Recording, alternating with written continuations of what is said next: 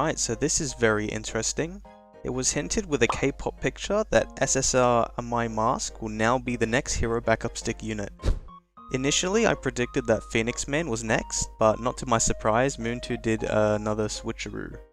So in today's video, I'll be going through everything you need to know about SSR Amai Mask and whether he is worth purchasing or not. So I wanted to provide another quick update on my predicted timeline. I believe that Phoenix Man will now be the banner unit for July, pushing ATT back till August. However, my prediction is not 100% as they might put Phoenix Man in a purchasable pack, such as what they did for G4.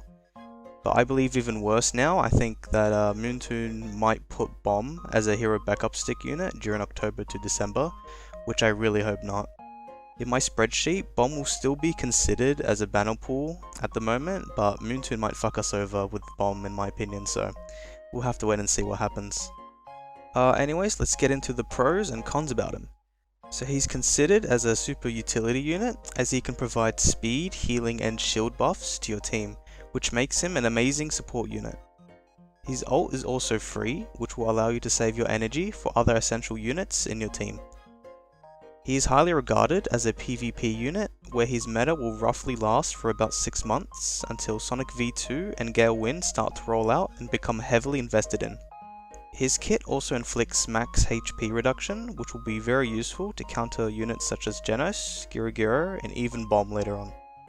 With his kit also comes his cons, the first being that he will not be able to carry your team single-handedly, so you'll need to have powerful units with at least 2 to 3 DPS units such as RMG or ATT in order to utilize his buffs he provides. He only generates tenacity shields at the very start of the battle, so if you want more shields throughout the battle, you'll need to use another tenacity unit to fill for him. Just to keep a note that tenacity buffs from multiple units do not stack, so also take that into account. All of his buffs will deactivate if he dies, so he will be heavily targeted during PvP, so make sure he is tanky enough to survive within the first few turns. Because of this, he is considered a whale unit as he requires massive investment of about 500 Star Ascension cards in order to be viable for PvP. So let's get into his attack skills. His basic attack attacks a single target, dealing damage by 130% of his attack. He will also decrease the target's max HP by 30% for 2 turns. And his ultimate attack heals all allies for 100% of his attack. On top of which, he will increase the speed of all allies in the same row to 90% of his own speed. His ultimate is completely free, which is amazing and will allow you to save your energy for your other ults in your team. And if you have his keepsake, you will unlock his ultra ultimate attack, in which he will heal all allies for 150% of his attack. On top of which, he will increase the speed of all allies in the same row to 95% of his speed. This is why he is regarded as a whale unit, as you will need to invest a shit ton of speed into him in order to maximize the buffs he provides for your team. So at the start of the battle, he'll grant tenacity to all allies. These tenacity shields will provide 30% of each unit's own max HP and not Amai's alone. He will also provide ult damage reduction to himself by 15% for each enemy with lower speed than Amai. This buff can stack up to 3 times, so he can have up to 45%. And after taking action, he will have a 70% chance to deal follow-up damage on the enemy with the highest max HP. He will be able to follow up 3 times every turn, which also reduces the max HP of the enemy, since his follow-up is his passive. If you limit break him to 5 stars, he will be able to provide ultimate damage reduction to himself by 18%. He will also have a guaranteed 100% chance to deal follow-up damage on the enemy with the highest max HP. And if you manage to unlock his 5-star awakening, it will grant all allies with tenacity shields based on 40% of their own max HP. He will also be able to follow up 4 times per round. Needing his keepsake isn't mandatory, as his 5-star limit break is more than sufficient in order to have a 100% chance to follow up every time. So it's up to you if you want to pull for his keepsake or not. So moving on into his enhancements, so for his talent page, he has Unyielding, which unlocks at page 3, allowing him to be able to survive a bit longer in PvP situations. So this is important to unlock straight away. For his damage sigils, I'd recommend just using all sword sigils, as boosting his attack will buff his healing. Piercing is not necessary since he doesn't deal high amounts of damage anyways. And for his support sigils, I'd recommend focusing on vitality sigils and adding a chaos sigil to reduce his ult damage reduction even further, if necessary.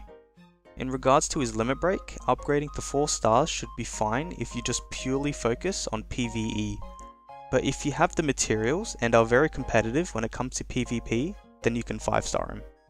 And with his awakening, at a minimum, get him up to 4-star awakening to attain his block rate, block and crit resistant buffs in order to make him survive for even longer. However, if you're pulling for his keepsake, which I only recommend whales to do so, then 5-star awakening him is required to unlock his uber passive.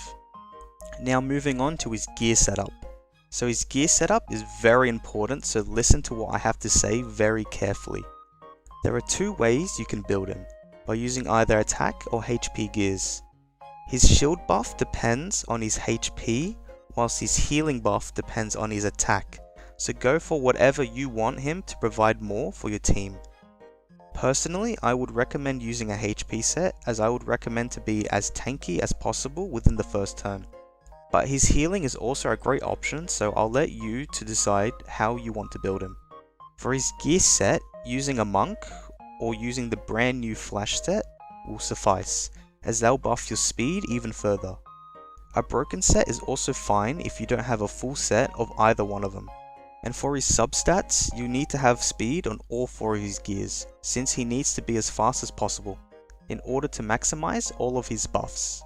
And for his buff gears, all of them should have either HP or attack, depending on how you plan to build him, with your hero gear having speed and health bonus substats, your grappler gear having health bonus and hit rate, and your S-class gear having health bonus and either damage reduction rate or flat HP.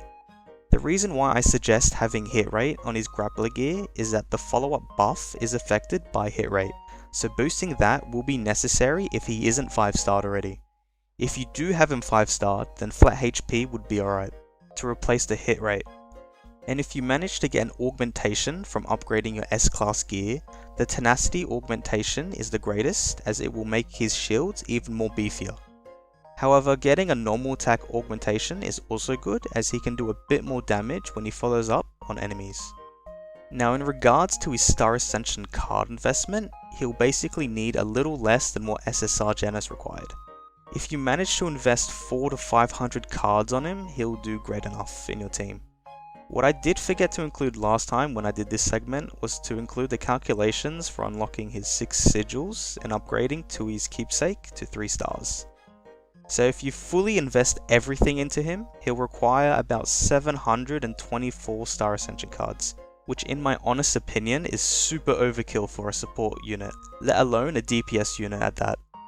Now I'll be going into the main takeaways from this unit.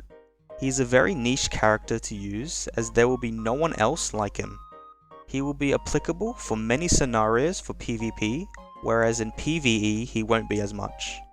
He's basically the combination of Moomin Rider and Silverfang on steroids, so he's a great utility unit to have in your team. He is a PvP unit, meaning that he is not as useful for PvE, trust me. You will only really use him if you're struggling on surviving a boss's attack. But in PvP he'll synergize very well with whatever team you put him in, even with a Zombie Man's Call. He is a whale unit if I haven't emphasized that enough, so keep in mind that you need to consider if you really want to invest in him, especially if you already pulled for SSR Genos. And for free-to-play players in particular, Sonic V2 can replace Amai in your lineup as a support unit, as he also provides speed and shield buffs to your entire row. So for everyone else, you can pull for Sonic V2 if you want, since he's a very strong DPS unit, but he isn't 100% mandatory if you already have Amai. But you might want to pull Sonic as your duelist unit for Bomb's Call, so I'll leave it up to you. So, should you pull for Amai Mask? For free to play it's a skip because you can't purchase the backup stick, which is unfortunate. But for the low to mid spenders, he's a great pull to have, as I explained all the many buffs that he provides throughout this video. And for high spenders, he is a must pull, as he will be essential for PvP in the long run, until the end of the year. My preference, he's a great pull, as I will be pulling for him since I do buy the backup stick every 2 months. And another sudden quick update on my current timeline. For the reasons that are stated at the beginning of the video in regard to my predicted timeline, I will be pulling for Bomb Now during his debut instead, and ATT Still during her rerun. I will also decide to pull for Gale Wind on his rerun rather than Sonic between the two, as having Amai will kind of fill in for Sonic in terms of support buffs. But I'm still on the ropes with that decision at the moment, so this isn't 100% confirmed until he's about to come out. And that's it for today's video. If you enjoyed the video, please leave a like and subscribe, and feel free to comment down below on any questions about my video or possible future content. Until next time.